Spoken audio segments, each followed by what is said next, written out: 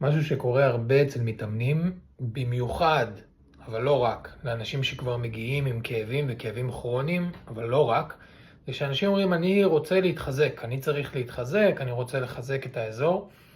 מה שקורה, שלפני שצריך להתחזק, צריך קודם כל ללמד את הגוף להירגע.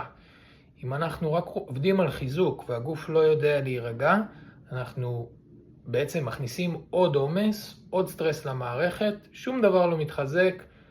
מבחינת מערכת העצבים לא למדנו שום דבר, לא הבנו את הקואורדינציה ואת התנועה כמו שצריך, הוספנו עוד עומס למערכת, ואולי גם עוד כאבים. אז מה אנחנו כן רוצים לעשות?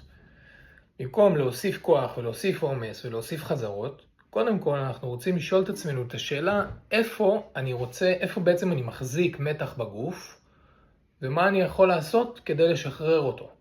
זאת אומרת, האם יש לי כתפיים שעולות למעלה, האם